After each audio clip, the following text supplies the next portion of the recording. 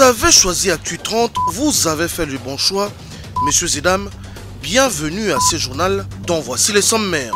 Un nouveau parti politique vient gonfler les rangs de l'Union sacrée. Il faudra désormais compter avec Action de volontaires pour la relève patriotique, une initiative du ministre Mohindo Nzangi. Cet ancien cadre d'ensemble de Moïse Katumbi emmène avec lui quelques têtes qui traversent pour apporter leur soutien à Félix-Antoine Tshisekedi. Jean-Marc Kabund a parlé et maintenant il fait parler de lui. Après le propos de Kabund, une avalanche de réactions à suivre dans ce journal. Journée sans moto décrétée à Béni, les motocyclistes en grève pour protester contre l'insécurité. Sans moto, la ligne 11, soit la marche à pied, a été ainsi imposée à tous, aux grandes dames de la population qui s'en est plaint. Voilà tout pour le titre. Action des volontaires pour la relève patriotique, c'est le nouveau parti politique de Mohindo Nzangi, ministre de l'enseignement supérieur et universitaire. La cérémonie du lancement officiel de ces partis politiques a eu lieu ce mardi 19 juillet 2022 en présence de plusieurs cadres et militants venus des différentes provinces de la République démocratique du Congo.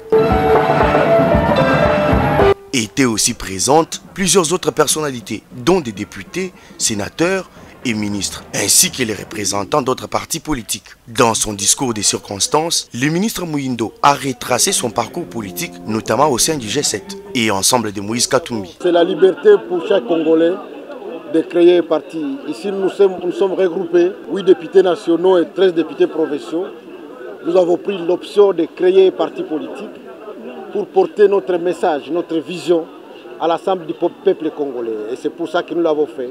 C'est la liberté pour tout le monde. Et comme nous l'avons dit ici, c'est un processus d'émancipation, puisqu'on ne vient pas de nulle part.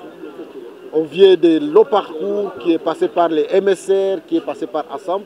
Aujourd'hui, nous trouvons que nous devons être ensemble pour quelque chose d'autre, notamment l'action des volontaires pour la relève patriotique, qui est le parti qui, désormais, va devoir nous conduire pour les élections futures, mais aussi comme un grand mouvement national. Le président de la VRP précise par ailleurs qu'ils entretiennent de bonnes relations avec Moïse Katumbi, président d'Ensemble. Nous sommes déjà civilisés. Nous avons parlé avec notre président pour lui dire effectivement que nous avons pris l'option de pouvoir créer un parti politique. Comme vous le savez, Ensemble, c'est un regroupement de partis politiques. Mais nous avons voulu, nous, créer notre parti politique pour retrouver une indépendance. Et donc nous, on se sépare comme déjà civilisés, pas comme des gens qui, lorsqu'ils se séparent, ils sont obligés de prononcer des injures contre les autres. Nous sommes déjà civilisés. Notez que l'action des volontaires pour la relève patriotique a comme devise patriotisme, travail, excellence et promet de préparer la présidentielle 2023.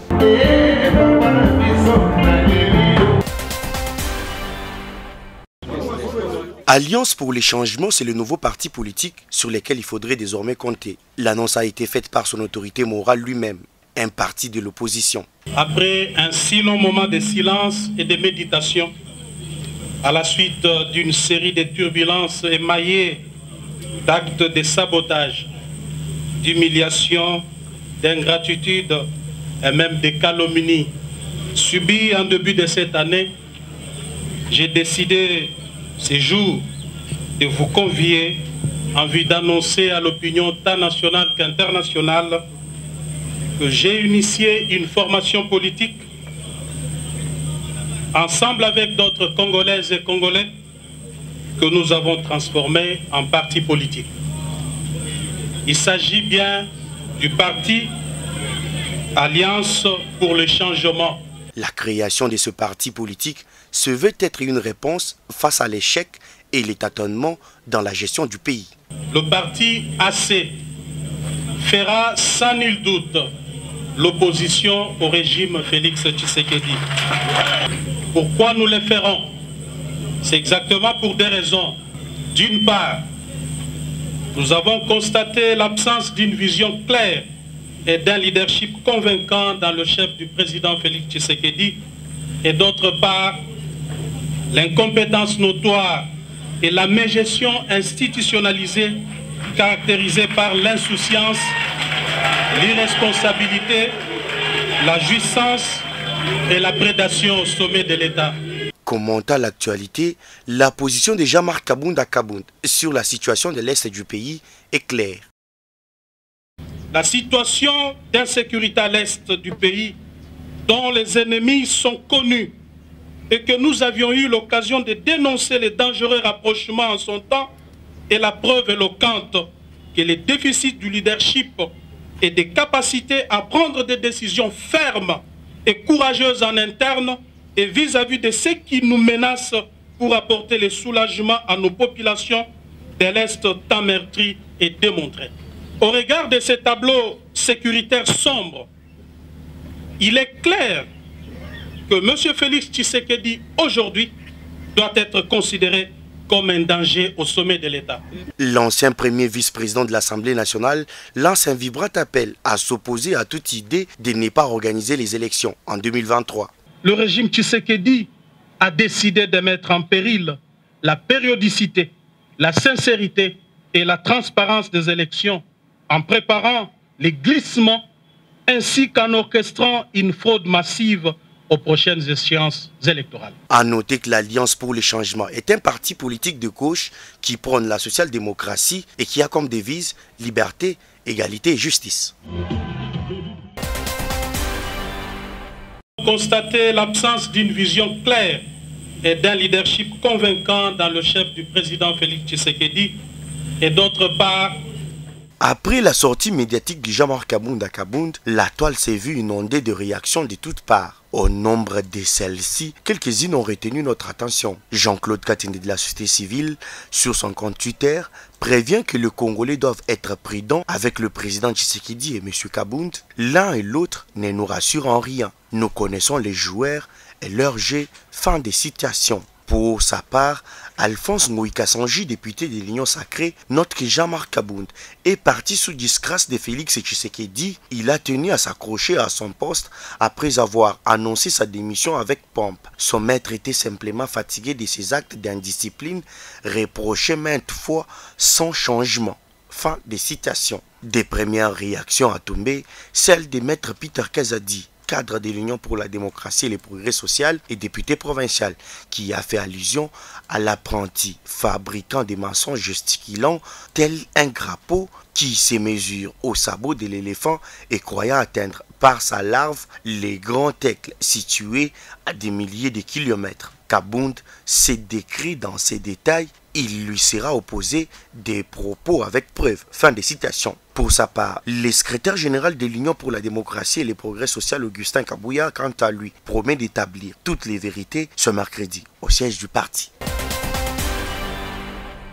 Le parti AC fera sans nul doute l'opposition au régime Félix Tshisekedi. Jean-Marc Kabound a parlé et depuis, il fait parler. L'ancien patron haï de l'UDPS, après avoir jeté l'éponge, signe son retour sans mettre de gants, faisant ainsi sortir nombre de leurs réserves. Du côté de l'UDPS, où une communication officielle de la hiérarchie du parti est attendue, difficile pour nombreux de donner la langue au chat. Kabound, c'est un menteur, un gros menteur. Lorsqu'il dit que c'est un régime d'incompétents, des jouisseurs, nous sommes dans une mégestion. C'est Kabound qui envoyait des listes. C'est lui qui signait des listes.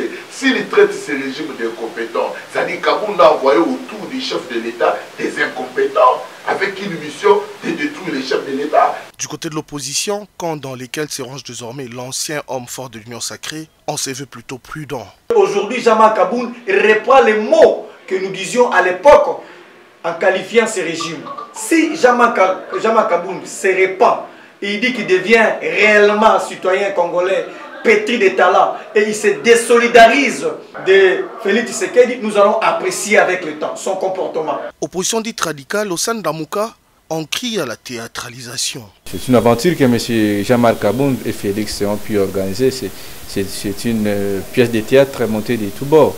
Donc moi, ce que je peux dire, quand M. Jean-Marc Kabound qui s'est dit opposé à Félix, on ne peut pas devenir opposé à Félix. Il était prévisible à M. Jean-Marc Kabound de dire je suis opposant au système de M. Félix et puis élaborer son offre politique. C'est ça d'ailleurs qui fera de lui une grande personnalité politique de notre pays. Il faut noter qu'après sa radiation du parti de l'Imité 10e rue, c'est seulement ce lundi 18 juillet que Jean-Marc Kabound, ancien président intérimaire de l'UDPS, est sorti de son silence au cours d'une conférence de presse organisée en sa résidence. Sit-in ce mardi 19 juillet devant l'hôtel du gouvernement de personnes malentendantes. L'amélioration de leurs conditions de vie par l'appui à leur apporté par le gouvernement. Voilà qui était au centre de leurs revendications. Ils ont écrit un mémorandum. Et dans ces mémorandums là-bas, ils ont expliqué profondément la situation des sourds. Parce que les sourds, les travail, zéro. Ils continuent toujours dans la mendicité, mendicité, mendicité, mendicité. Vous voyez comment ils acclament. Mendicité, ils ont dit non. Arrêtez à la mendicité, non. Mais ils sont en train de chercher la bonne stabilité de vie, bonnes conditions de vie. Dans ses attributions, le ministère des Affaires sociales est la tutelle qui doit leur venir en appui.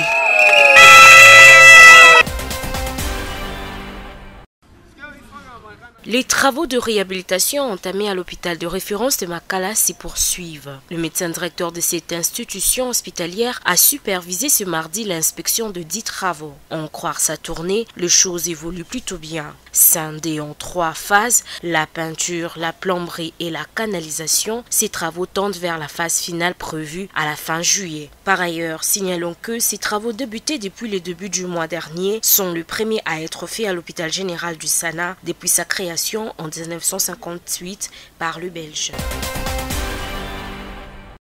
La ville de Beni paralysée en transport en commun pendant 2 jours. Les taxis motos ont disparu de la circulation.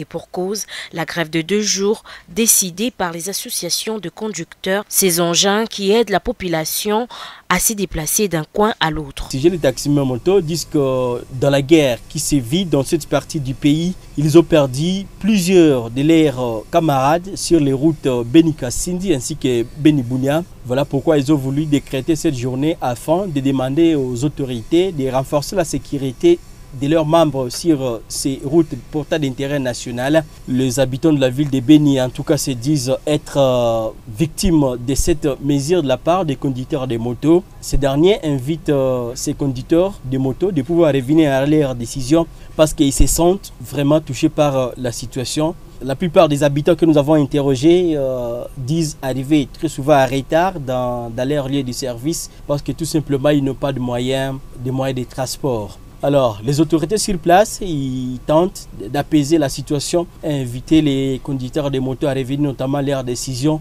Ils sont en train de promettre que la situation est en train d'être suivie de près par la hiérarchie. Ça va faire maintenant 1 semaine depuis que les opérateurs économiques de la région ont suspendu les opérations d'exportation et d'importation via les postes frontaliers de Pondwe, Kassindi. C'est à Nuganda qui, dans cette décision, disent aussi protester contre l'incendie de plusieurs de leurs véhicules par les rebelles ADF dans différentes embuscades qu'ils ont toujours dit. C'est cette situation qui a permis même à certains vendeurs du carburant de pouvoir revoir à la hausse le prix suite à la rareté des produits de carburant sur le marché.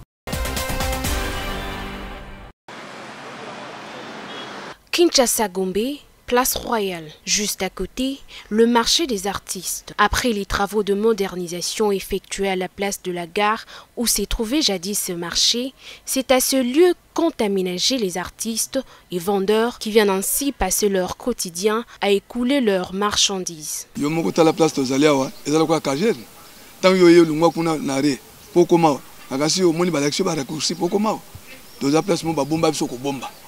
Boklia musu agoya yebinete deto yaki naga agoya koleka na yeba ibiseke ke na royal aleki na ipa ibine royal ngote donc ils allaient pas simi a toza kumso bakia kaka na oba yebi. Pour ces commerçants, le plus gros souci demeure dans le manque d'intérêt des Kinois aux arts qui pourtant constituent leur identité et leur culture. Vente na biso ezalaka na ba tango moni ba délégation bazoya ba paya bazoya nde biso toko ja vente. Mais ce qui va pas bazo kota na mboko te biso moyen tous doit vente ezate po bo baso mela biso biloko eza ba paya bo bazo voyager bo bazo zonga nde baso mela biso biloko.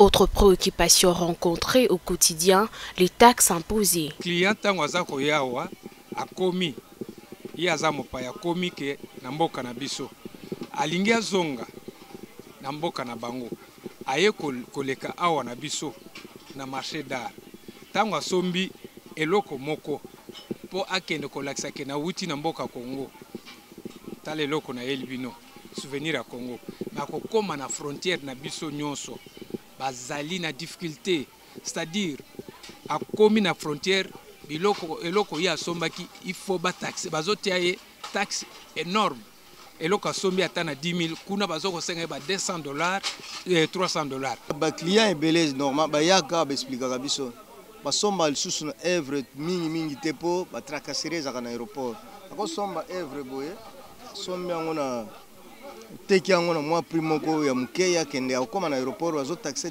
très cher. Sous les financements du Banque mondiale, un nouveau marché moderne est en construction pour ces hommes et femmes qui ne doivent leur survie qu'à cette activité.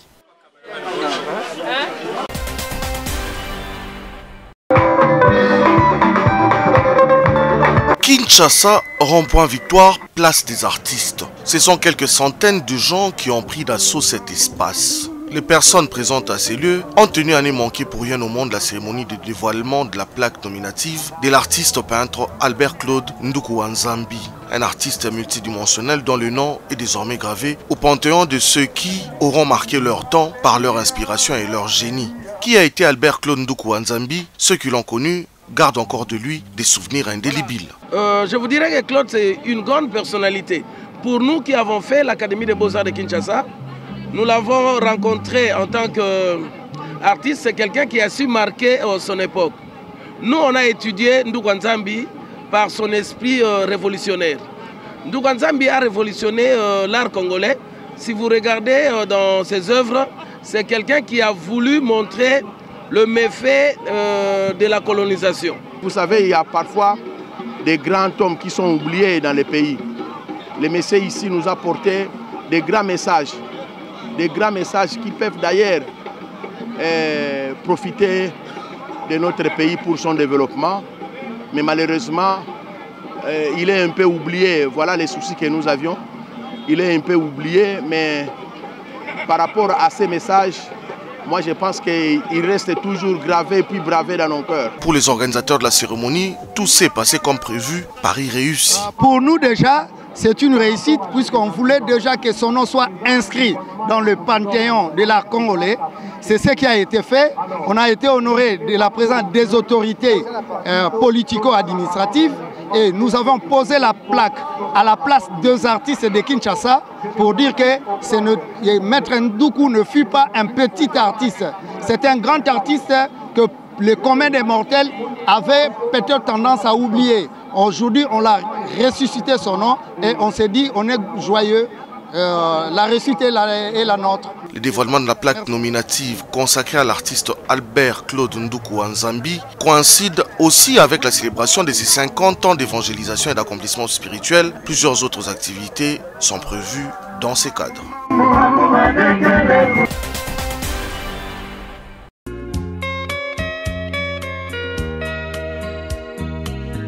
Début, c'est dimanche 17 juillet à Kinshasa du rassemblement des Léopards de la RDC pour un stage de préparation au match des éliminatoires du CHAN Algérie 2023. Au total, 33 joueurs sur les 44 convoqués ont répondu présents à l'appel. Sous la direction du staff technique, les joueurs locaux présents ont passé différents tests médicaux, entre autres l'évaluation des signes et paramètres vitaux, l'électrocardiogramme, le test de souplesse iso-jambier, les tests de détente verticale et autres. Toujours dans la soirée du même dimanche, les fauves congolais conduits par les sélectionneurs nationaux Otis Ngoma Kondi se sont également entraînés sur la pelouse du Stade des Martyrs. Une séance d'évaluation axée notamment sur le travail des passes et la conservation du ballon.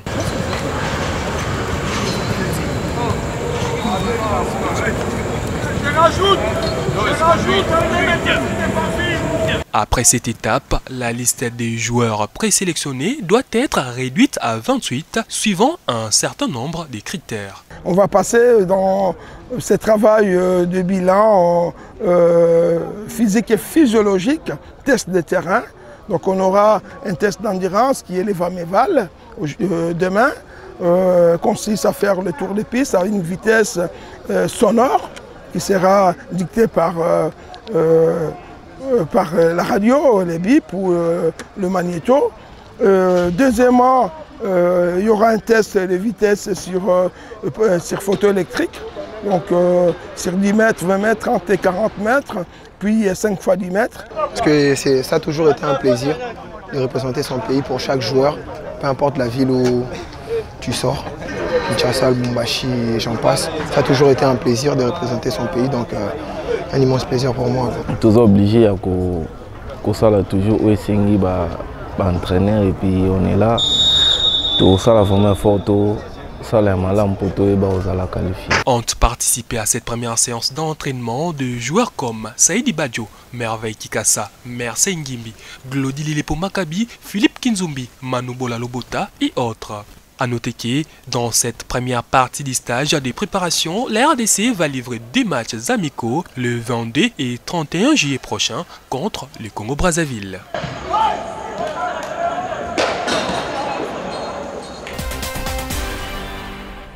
Fin de ce journal, merci de l'avoir suivi.